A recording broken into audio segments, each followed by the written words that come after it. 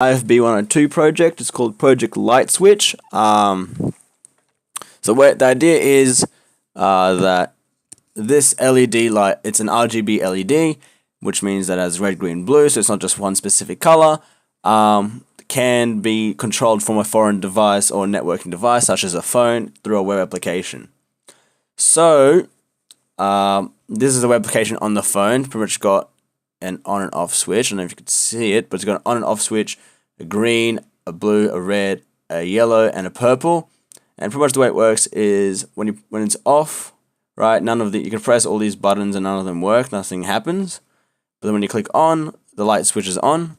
And if you click green, the light goes green, and so does the so does the CSS, changes color of the button.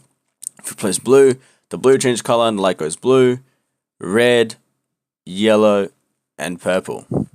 Alright, so that's pretty much the and then when you click off, it turns off and all the colors go back to their normal state. That's pretty much the IFB102 project. Now I'm going to get into some more detail on how it works in the actual coding part, which was the major part of this coding, networking, software, hardware, a bit of security, not too much, and websites or web applications. So those are all the things I covered in this project. I'll be showing more into depth now on how it all works together. So pretty much the way this works is this is hosted on an Apache server, right, that I put onto my Raspberry Pi. So how this works is, if I go back to the main drive, right, if I go back to this, right, and I go to var, in var, there's a bunch of folders, one called www, right, move into www, it's the hosting web server, and if you look inside, there's a folder called HTML, which is the actual, it's like the actual server, or what's on the server. Alright, the server is being hosted from the Raspberry Pi. So then if we go move into that, into the HTML, we get a bunch of files that I put on there. So there's the index.html, which is the basic setup of the website. There's the style.css, which is the styling of the website. Then there's all these different blue script, red script, green script, purple script, yellow script, which are the scripts that turn on and off, change the color of the light. Then there's an on script and an off script. Alright, and then also there's a send command PHP. So first thing we'll have a look at the, actually I don't need a pseudo, I just need a nano index.html. And it's pretty much just what it looks like. So it's pretty much has got a header. Had to add in some jQuery script so I can actually understand how to use Ajax, because there's a bit of Ajax in there. So it's pretty much just a couple of buttons and a div, and then starts with the JavaScript. So I set them all their statuses to being off because they're initially off, and there's a toggle switch status. And then down here, this would be important here.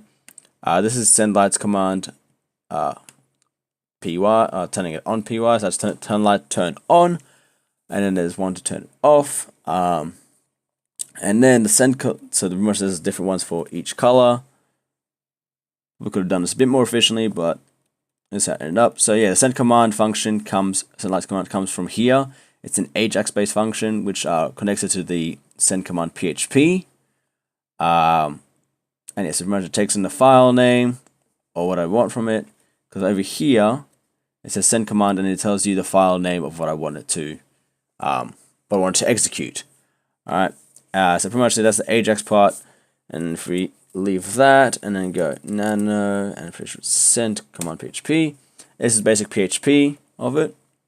Just says it gets the file name, which is what's given in, and it makes it into a post, and the command is escape shell command of this, so it pretty much just runs it in the shell, and then it echoes output, which means it just runs it at the very end. And now just look at one of the Python scripts. Let's go blue script.py. Yeah, that's just a line I had to put in. I don't really understand why, but it makes it work. So I have to import time and sys, import rpy, GPIO as GPIO, set the pins up. So I use pins 11 for red, 13 for blue, and 15 for green.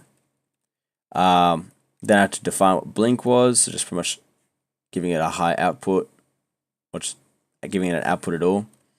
Then what turning it off means, just gives it the output of being low, so there's no charge going through.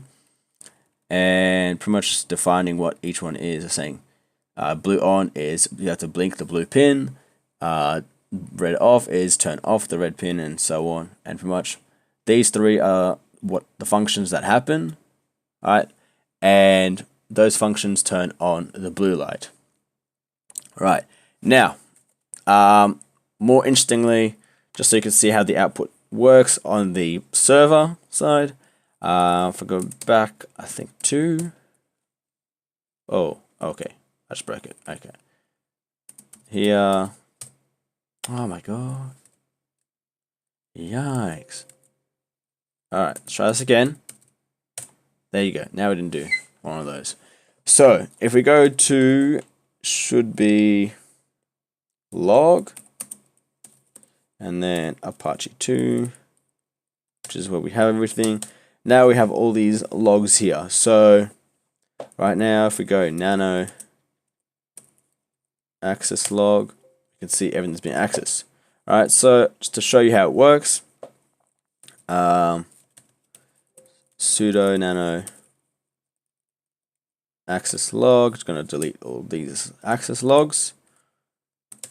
Okay, so now if I turn on the light, it turns on.